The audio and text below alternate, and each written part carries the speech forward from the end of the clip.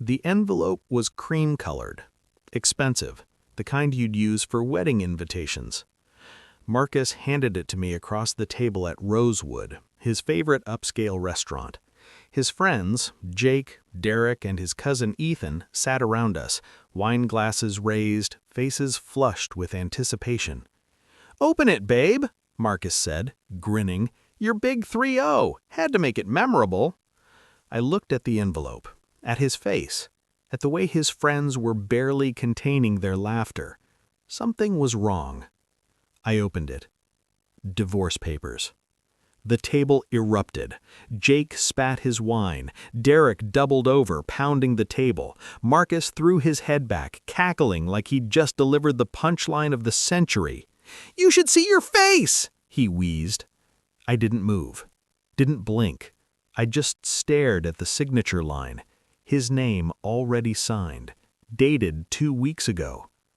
"It's a joke, right?" I heard myself say. Calm, too calm. Marcus wiped his eyes. "Jesus, you actually thought—" But I was already looking at Ethan. He wasn't laughing. Ethan had always been different, quieter, watchful.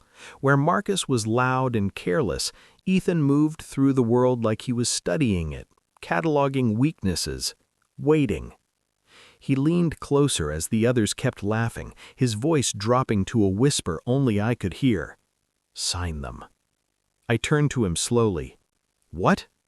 "Sign them," he repeated, his dark eyes holding mine. "Then I'll finally get my chance with you." The noise around us faded, the laughter became static. Marcus was still grinning, oblivious, reaching for the papers like he was about to tear them up and toss them like confetti. But I pulled them back. "Where's a pen?" The table went silent. Marcus blinked. "What?" I said, "Where's a pen?" I met his eyes. "You went through the trouble of having these drawn up. Seems a shame to waste them." Derek's smile faltered. Jake shifted uncomfortably. Marcus laughed again, but it sounded hollow now. "Come on, don't be dramatic. It was just—" I found a pen in my purse, clicked it open, signed my name on the line, slid the papers back across the table. There, happy birthday to me. I moved out that night. Ethan helped me pack. Marcus called 17 times, 17 voicemails of him explaining it was a joke, that I was overreacting, that I was ruining everything over nothing. I blocked his number on the 18th call. Ethan didn't ask questions. He just loaded boxes into his car, his movements efficient, precise.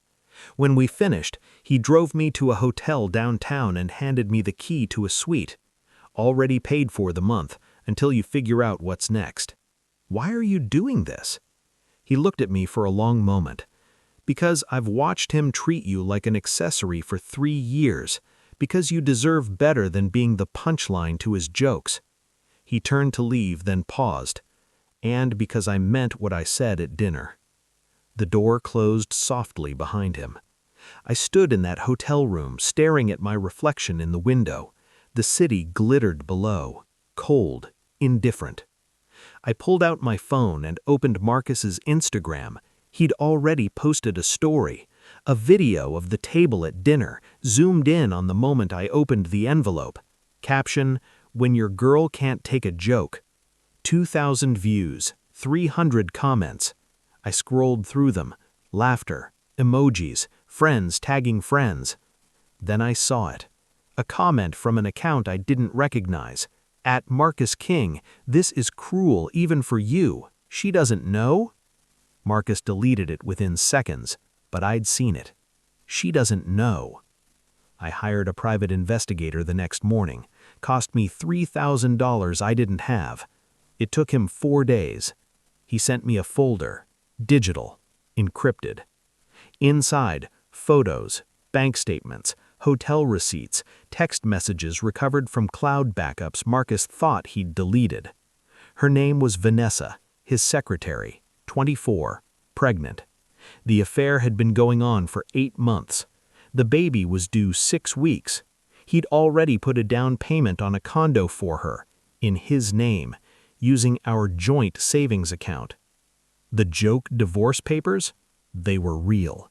Filed 2 weeks ago, He'd been planning to serve me after my birthday, let me think it was a gag, then hit me with the truth when it was too late to contest the terms. I sat in that hotel room, reading every word, looking at every photo. I felt nothing.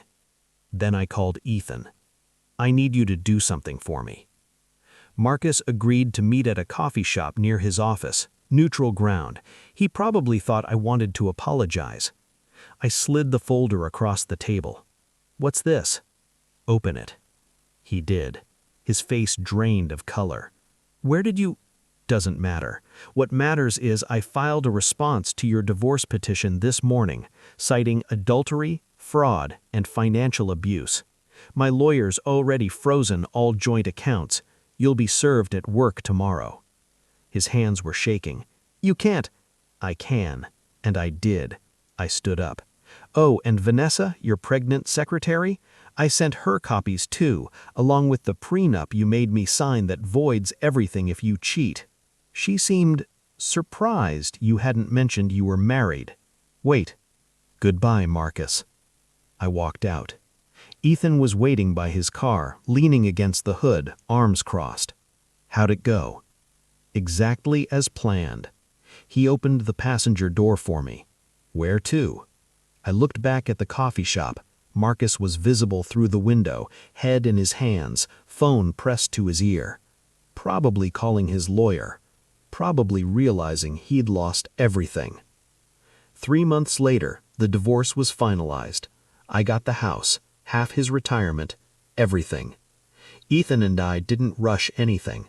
We moved slowly, carefully. He wasn't Marcus. He didn't perform affection for an audience. He didn't need validation. He just saw me. I ran into Marcus once outside a grocery store. He looked smaller somehow, diminished. He opened his mouth to speak. I walked past him like he was a stranger. Because that's what he was. A stranger who once had access to my life. And I'd revoked his privileges. Forever.